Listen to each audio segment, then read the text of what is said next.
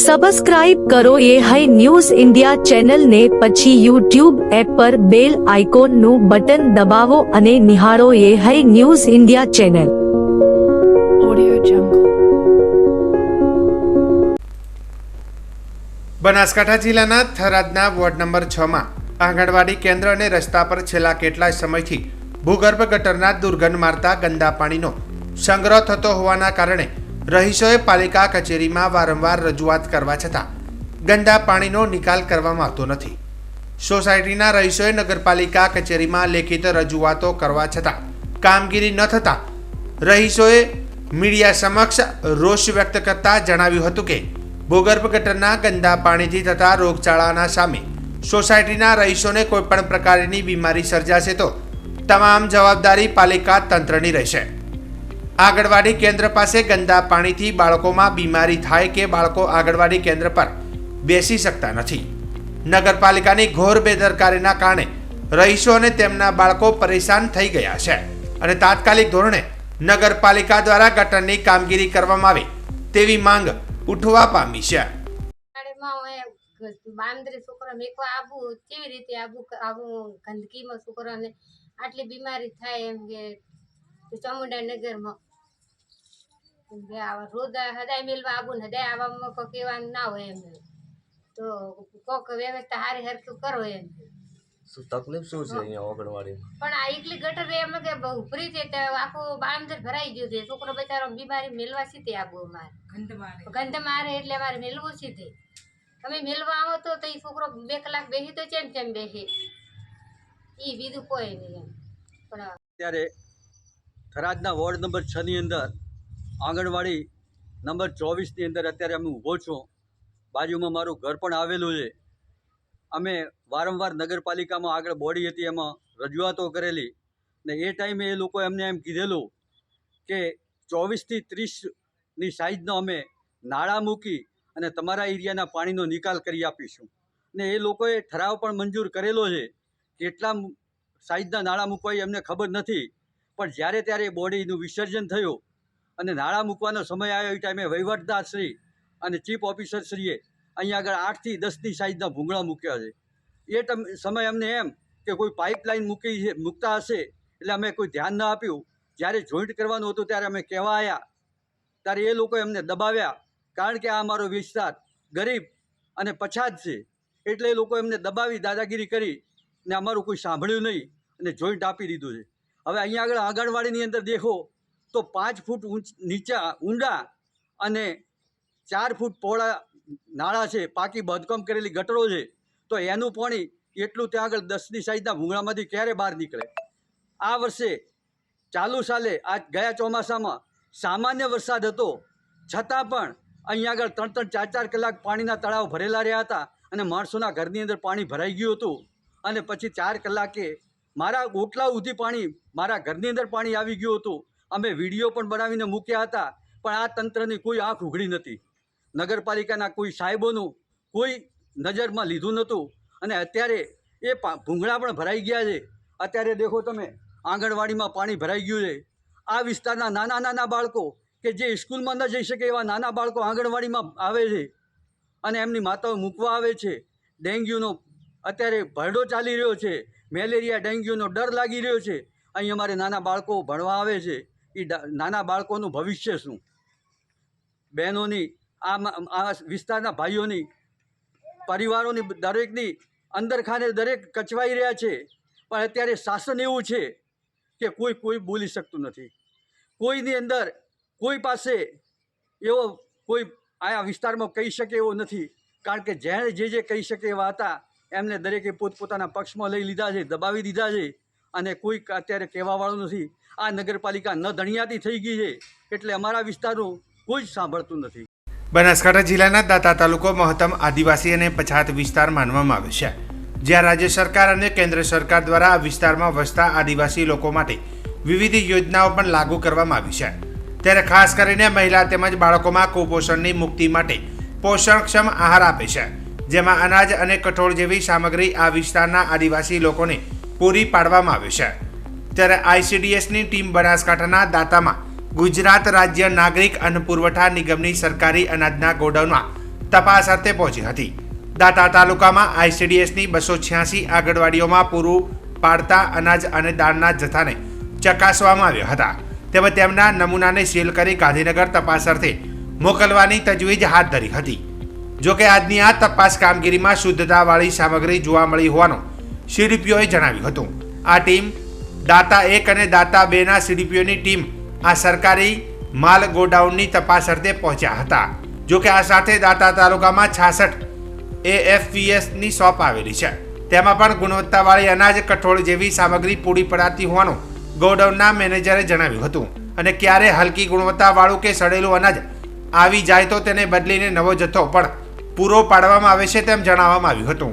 આજે જે ICDS ખાતે માતૃશક્તિ વંદના યોજનામાં જે MMYમાં અમારા ચણા તેલ અને તુવર દાળ આપવામાં આવે છે તેનું અમારે પહેલાં ચેકિંગ કરવાનું છે CDPO તરીકે. તો અમને ગોડાઉનમાં બોલાયા હતા, તો અમે ગોડાઉનમાં આવ્યા હતા કે માલ બરાબર છે, સડેલો નથી, કારણ કે આ માલ સગર્ભા ધાત્રી માતાને ખાવાનો હોય છે, જેમાં બિલકુલ સડો હોય ચાલે નહીં. એ માટે અમે સતત 2 વખત આવ્યા, સતત 2 વખત અમે ચણાનું કર્યું, આજે અમે દાળનું કર્યું મોનિટરિંગ, તો અમને બધું સારું જોવા મળ્યું છે. બીજો બી જથ્થો અમે સાથે સાથે જોયો ગોડાઉનમાં, એ જથ્થો બધો ક્લિયર છે ને સારો છે એકદમ. સેમ્પલ બી લીધા, સેમ્પલમાં અમે ગાંધીનગર મોકલવાના છે. સેમ્પલ પ્રમાણે એમાં જથ્થો પાસ થશે અને 2-3 દિવસમાં અમારું વિતરણ કંટ્રોલ કક્ષાએ થઈ જશે. અમારા ગોડાઉનમાં જે માલ આવે છે એમાં ઘઉં, ચોખા, અધર કોમોડિટીમાં કઠોળ જેની ગુણવત્તા તપાસણી કર્યા પછી કુલ 66 FPS કેન્દ્રો છે દાંતા તાલુકાના, ત્યાં વિતરણ અર્થે માલ મુકાય છે. એમાંથી પછી MDM તથા ICDS કેન્દ્રો ખાતે પણ ગુણવત્તાની તપાસણી કરી અને સારો જથ્થાનો માલ મૂકવામાં આવે છે. ખરાબ ને એવો કોઈ માલ આવ્યો હોય તો તાત્કાલિક અમે એ પાછો મોકલાઈને એમને રિપ્લેસ કરી આપીએ છીએ. પણ લગભગ આવું કોઈ કેસમાં બનતું નથી.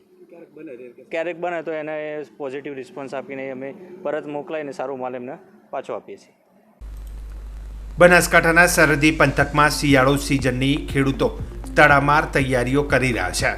જો કે નર્મદા નિગમ દ્વારા શિયાળુ સિઝન માટે કેનાલ મારફતે પિયત માટે પાણી આપવામાં આવે છે, પરંતુ વાવના સરહદી પંથકના ગામડાઓમાં હજુ પણ કેનાલમાં પાણી ન આવતા ખેડૂતો રાત દિવસ પિયતના પાણી માટે કાગડોળે રાહ જોઈ રહ્યા છે. જેથી જવાબદાર તંત્ર દ્વારા તાત્કાલિક ધોરણે સરહદી પંથકના ગામડાઓને પિયત માટે કેનાલમાં પાણી છોડવામાં આવે તેવી લોકમાંગ હાલ ઉઠવા પામી છે.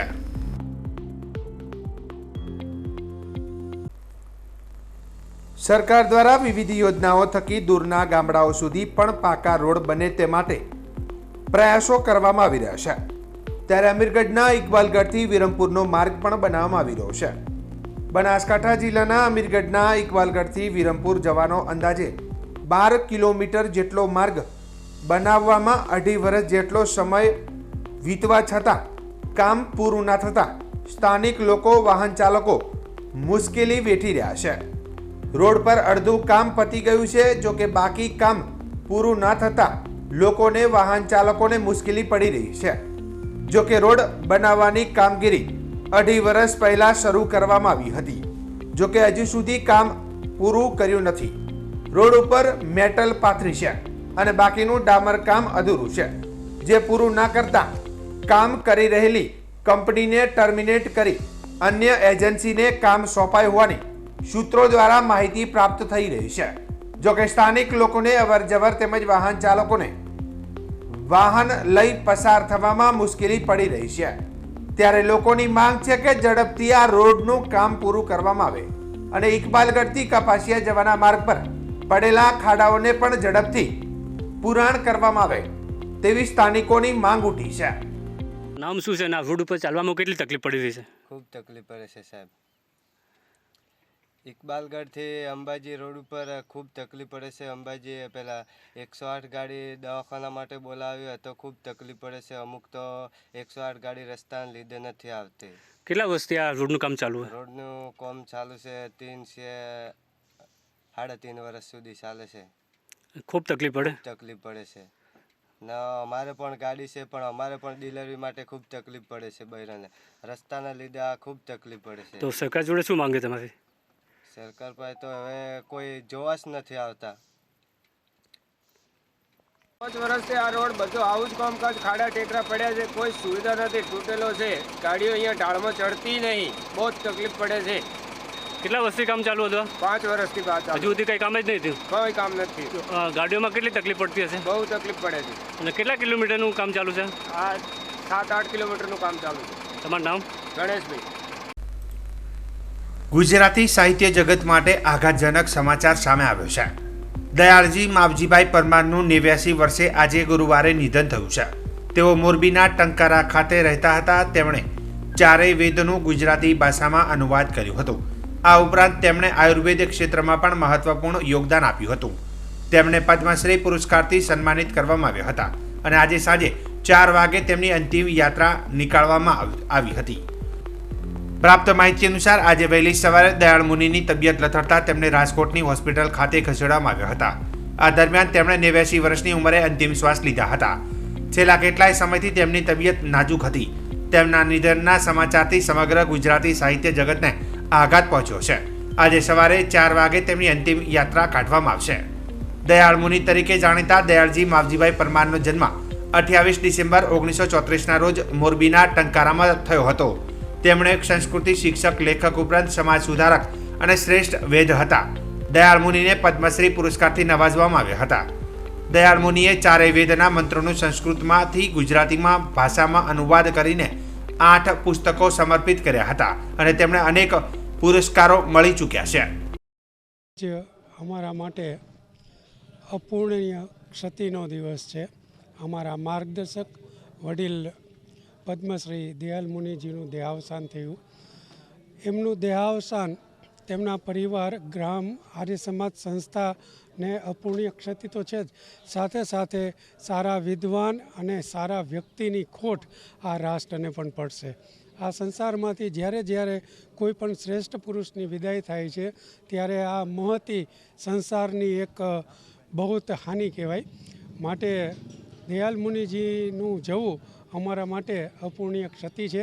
એમનું સમગ્ર જીવન વેદોને સમર્પિત હતું. એમના જીવન દરમિયાન એમને વેદોનું ગુજરાતી ભાષ્ય કર્યું, આયુર્વેદ ઉપર અનેક સંશોધન કર્યું, એમના પુસ્તકો પણ લખ્યા અને એના સેવા નિવૃત્તિ બાદ તેઓએ અનેક વર્ષો સુધી આર્ય સમાજ ટંકારાની અંદર નિઃશુલ્ક ચિકિત્સાલય ચલાવ્યું, જેમાં ટંકારા તાલુકાના અસંખ્ય લોકોને ભયંકર અને દુરૂહ જે રોગો હતા એમાંથી પણ એમને મુક્તિ અપાવવા માટે એમણે પ્રયત્ન કર્યો. આવા વ્યક્તિ પ્રત્યે હું આર્ય સમાજ ટંકારા વતી, સમસ્ત ટંકારા ગ્રામ વતી શ્રદ્ધાસુમન અર્પું છું અને આમની ક્ષતિપૂર્તિ કોઈ ક્ષણે કોઈ રીતે થઈ શકે એમ નથી. જેને સંસ્કૃતમાંથી ગુજરાતીમાં 4 વેદનું અનુવાદ કર્યું અને ખૂબ જ ગુજરાતને અનુવાદ કરીને વેદની એક જ્ઞાન આપ્યું છે એવા દયાળ મુનિજીને આજે અમે ગુમાવ્યા છે. દુઃખની લાગણી અનુભવી છીએ. એના આત્માને ભગવાનને પ્રાર્થના કરી કે એક સદગતિ અને એનો સદગત પામે એવી ભગવાનને ખૂબ જ પ્રાર્થના કરી છે.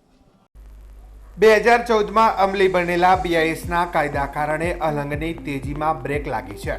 ત્યારે હવે જ્યારે 2024માં પણ પૂર્ણ થવાની તૈયારીમાં છે ત્યારે કેન્દ્ર સરકાર દ્વારા BISના નિયમોમાં સરકાર રાહત આપે તો ફરી અલંગ તેજીની છલાંગ માટે તૈયાર છે તેમ શિપ બ્રેકર જણાવી રહ્યા છે. અલંગ 10 કિલોમીટરના લાંબા દરિયાના કિનારા પર 200થી વધુ જહાજ રિસાયકલિંગના પ્લોટો આવેલા છે, જે પ્લોટોને ગુજરાત મેરીટાઈમ બોર્ડ દ્વારા ભાડે આપવામાં આવે છે.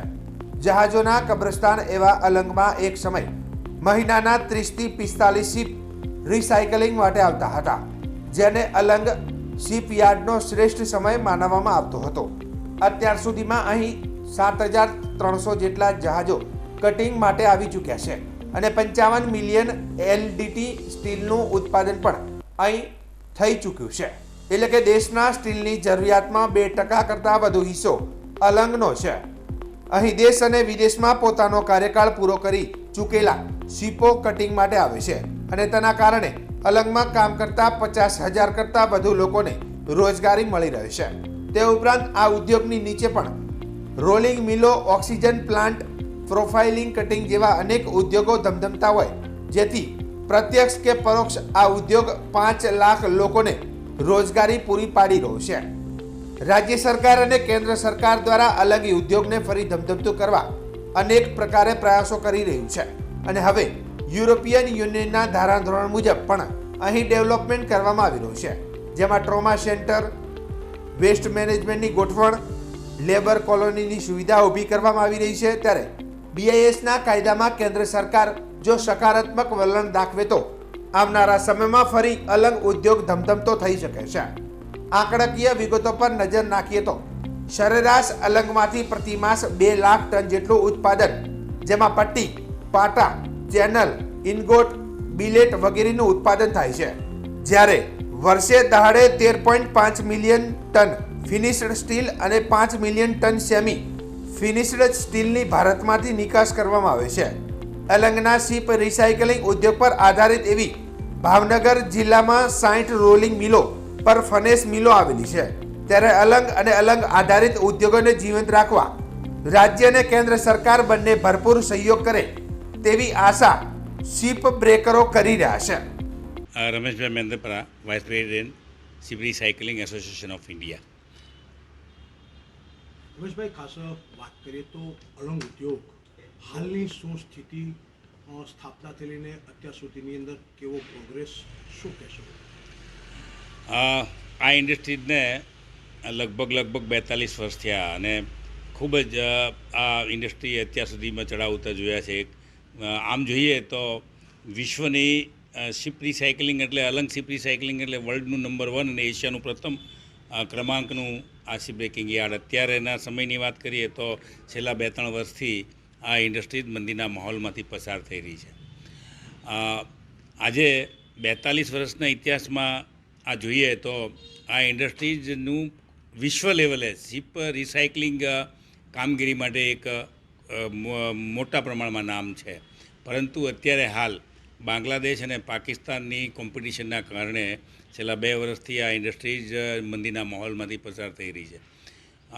1982થી 2014 સુધી આ ઇન્ડસ્ટ્રીઝ ખૂબ મોટા પ્રમાણમાં જહાજોનું, કારણ કે 80થી 90% વિશ્વના જહાજો અહીંયા રિસાયકલ થતા. અત્યારે બાંગ્લાદેશ પાકિસ્તાનની કોમ્પિટિશનના હિસાબે આમાં ઘણી બધી મંદીનો માહોલ છેલ્લા 2-3 વર્ષથી જોવામાં આવી રહ્યો છે. કારણ કે 2014ની અંદર BISનો જે કાયદો કેન્દ્ર સરકાર દ્વારા આવ્યો ત્યારથી જે પ્લેટમાંથી સીધી સળીઓ બને એના ઉપર નિયંત્રણ લાગ્યું. એના હિસાબે વર્લ્ડની જે અન્ય શિપ બ્રેકિંગ ઇન્ડસ્ટ્રી છે એની સાથે કોમ્પિટિશનમાં ઇન્ડસ્ટ્રીઝને સસ્તા જહાજોની ખરીદીની અંદર ખૂબ જ મુશ્કેલી પડે છે. કારણ કે અન્ય દેશો છે એ વધારે રેટ આપીને જહાજો પરચેસ કરી શકે છે અને અહીંયાની આપણી પડતરના હિસાબે આપણે લઈ શકતા નથી. એટલે છેલ્લા 2-3 વર્ષથી જહાજો ખૂબ ઓછી માત્રામાં આવે છે અને મંદીનો માહોલ છે. મુખ્ય આ ઇન્ડસ્ટ્રીઝની ખાસ વિશેષતા એ છે કે આ લેબર ઓરિએન્ટેડ ઇન્ડસ્ટ્રી છે. પાણી, વીજળી કે કોઈ પણ પ્રકારના રો મટીરિયલ વિના લોખંડ ઉત્પાદન થઈ શકે એવી આ ઇન્ડસ્ટ્રીઝનું કામ છે. એટલા માટે ડાયરેક્ટ અને ઇનડાયરેક્ટ જે રોજીરોટી આપવાનું કાર્ય છે આ ઇન્ડસ્ટ્રીઝ કરે છે. એટલા માટે હમણાં રોજગારીની તકો વધારે આપી શકાય એટલા માટે કેન્દ્ર અને રાજ્ય સરકાર તરફથી આ ઇન્ડસ્ટ્રીઝને ખૂબ જ પ્રોત્સાહન આપવા માટેનું વાતાવરણ ઊભું કરવામાં આવી રહ્યું છે. આમ જોઈએ તો આ ઇન્ડસ્ટ્રીઝ પહેલાંના વર્ષોમાં 80% વિશ્વના જહાજોનું કાર્ય અહીંયા થતું. હમણાં બ્રેક લાગી છે એટલા માટે યુરોપિયન યુનિયન એ પણ અહીંયા આપણા ત્યાં જહાજો આપે એના માટે કેન્દ્ર સરકારે ખાસ વિશેષ અત્યારે વાતાવરણ ઊભું કર્યું છે અને યુરોપિયન યુનિયનની આખી ટીમ આવી છે. કારણ કે અહીંયા અને અલંગની અંદર એક ઓડિટ ચાલી રહ્યું છે આપણું, અને એની અંદર આ યુનિયન છે એ ખૂબ પોઝિટિવ કામગીરી કરી રહ્યું છે અને આવનારા દિવસોની અંદર અલંગ જે છે અત્યારે વર્લ્ડની અંદર એન્વાયરમેન્ટ, સેફટી અને બધી રીતે અદ્યતન ટેકનોલોજીથી કામગીરી કરીએ છીએ. એટલે અલંગ શિપ બ્રેકિંગ યાર્ડનું ખૂબ જ સારું નામ છે અને એ રીતે જોતાં આવનારા દિવસોની અંદર યુરોપિયન યુનિયન જો અહીંયા જહાજો માટે માન્યતા આપે તો બહુ સારા પ્રમાણમાં અહીંયા કામ થઈ શકશે. કારણ કે 80% જહાજો જે છે એ યુરોપિયન દેશોના ઓનરો પાસે છે અને એ માન્યતા આપે તો આપણે ત્યાં અહીંયા જહાજો આવવાની સંભાવના ખૂબ વધશે. એટલે આ રીતે કેન્દ્ર સરકારમાં BISનો જે કાયદો છે એના માટે અમે રજૂઆત કરી છે.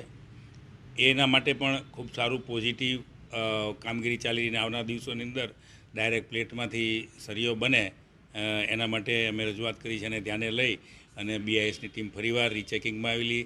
એમણે બધા ટેસ્ટિંગ કર્યા છે, અમારા બધા ટેસ્ટિંગ પાસ થઈ ગયા છે અને આવનાર દિવસોની અંદર પ્લેટમાંથી સીધો સળીઓ બને એના માટે પણ અમને મંજૂરી મળશે. એટલે આમ જોઈએ તો આવનાર દિવસોની અંદર આ ઇન્ડસ્ટ્રીનું ભવિષ્ય ખૂબ જ ઉજળું છે. હર્ષભાઈ, બહુ જ મોટી વસ્તુ છે કે આ ઇન્ડસ્ટ્રી જે છે એ લાખો લોકોને રોજીરોટી આપી રહી છે, શું કહેશો? આ ઇન્ડસ્ટ્રીના સંલગ્ન અને આનુષાંગિક બિઝનેસો છે, રોલિંગ મિલ અને ઓક્સિજન પ્લાન્ટ ને અનેક ઇન્ડસ્ટ્રીઝ આ ઇન્ડસ્ટ્રીઝની નીચે કામ કરી રહી છે. એટલે ડાયરેક્ટ અને ઇનડાયરેક્ટ લાખો લોકોને રોજીરોટી પૂરી પાડતી આ ઇન્ડસ્ટ્રી છે અને ખૂબ જ સારી રીતે એટલા આ રોજીરોટી આપવામાં આવે છે. એટલે તો ગુજરાતની અંદર આઉટ સ્ટેટના પણ લેબરો અહીંયા રોજીરોટી કમાવા માટે આવતા હોય છે. ગુજરાત સરકારના સાયન્સ એન્ડ ટેકનોલોજી ડિપાર્ટમેન્ટ અને એન્જિનિયરિંગ, મેન્યુફેક્ચરિંગ અને સપ્લાય ચેઇન સોલ્યુશનમાં વર્લ્ડ લીડર જેબિલ વચ્ચે થયેલા આ MOU અનુસાર ધોલેરા સ્પેશિયલ ઇન્વેસ્ટમેન્ટ રિઝર્વ DSIRમાં 1000 કરોડ રૂપિયાના સંભવિત રોકાણોની નેમ જેબિલ ધરાવે છે. આ નવા યુનિટ સાથે જેબિલ અને ગુજરાત સરકાર સાથે મળી નેટવર્કિંગ, કેપિટલ ગુડ્સ અને ઓટોમોટિવ અન્ય વિષયોમાં પણ ધ્યાન કેન્દ્રિત કરશે. મુખ્યમંત્રી ભૂપેન્દ્ર પટેલની પ્રેરક ઉપસ્થિતિમાં થયેલા આ MOU અન્વયે જેબિલ આગામી 2027 સુધીમાં પોતાનું કાર્યક્ષેત્ર વિસ્તારવા અંદાજે 5000થી વધુ રોજગાર અવસરો પૂરા પાડવા પ્રતિબદ્ધ છે. આના પરિણામે રિસર્ચ એન્ડ ડેવલપમેન્ટ કેપેસિટીને વેગ મળતા નવું સ્કિલ ડેવલપમેન્ટ વિસ્તૃત બનશે. આ MOU પર જેબિલ વતી BN શુક્લા ઓપરેશન ડાયરેક્ટર અને Shri Manish Gurwani mission director, Gujarat state electronic mission GSEM દ્વારા હસ્તાક્ષર કરવામાં આવ્યા હતા. સાયન્સ એન્ડ ટેકનોલોજીના વિભાગના અગ્ર સચિવ મોના કંધાર અને Frederick McCoy executive vice president global વચ્ચે આ MOUનું આદાન પ્રદાન થયું હતું. રાજ્યમાં GSEM નોડલ અમલીકરણ એજન્સી તરીકે ઇલેક્ટ્રોનિક સેગમેન્ટમાં રોકાણની સુવિધા માટે સહયોગ આપે છે. આ MOU ઉચ્ચ કુશળ નોકરીની તકો અને વિશ્વ કક્ષાના ઉત્પાદનોનું કરીને રાજ્યની ટેકનોલોજી ઇકોસિસ્ટમને મજબૂત કરશે. ધોલેરા SIR સરકાર દ્વારા હાઈટેક મેન્યુફેક્ચરિંગને ટેકો આપવા માટે ઉદ્યોગ તૈયાર પ્લગ એન્ડ પ્લે ઇન્ફ્રાસ્ટ્રક્ચર અને કાર્યક્ષમ લોજિસ્ટિક ફ્રેમવર્ક સાથે વિકસાવવામાં આવી છે.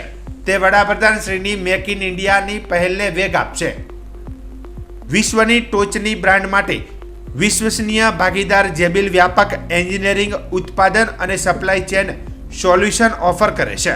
સમગ્ર ઉદ્યોગોમાં 50 વર્ષથી વધુના અનુભવ અને વિશ્વભરના 100થી વધુ સાઇટ્સના વિશાળ નેટવર્ક સાથે સ્કેલેબલ અને કસ્ટમાઇઝ સોલ્યુશન બંને પહોંચાડવા માટે સ્થાનિક કુશળતા સાથે વૈશ્વિક પહોંચને પણ જોડે છે. ગુજરાતમાં micron, Tata electronics, CG power અને કેન્સ જેવા ટેકનોલોજી લીડર્સ દ્વારા સેમી કન્ડક્ટર કામગીરી સ્થાપિત કરવામાં આવી છે. Tata company Tata electronic private limited TEPL Dholera ખાતે ભારતની પ્રથમ કોમર્શિયલ સેમી કન્ડક્ટર ફેમ બનાવી રહી છે. ભારતમાં જેબિલનું આયોજિત વિસ્તરણ ટેકનોલોજી કંપનીઓ માટે ધોલેરામાં હવે અસાધારણ તકો વિકાસને વેગ આપવા સાથોસાથ એક મજબૂત અને સિનજેસ્ટિક ઇકોસિસ્ટમને પ્રોત્સાહન પૂરું પાડશે. સબસ્ક્રાઇબ કરો ये है न्यूज़ इंडिया चैनल ने પછી YouTube એપ પર બેલ આઇકોનનું બટન દબાવો અને નિહાળો ये है news India channel. Audio Jungle.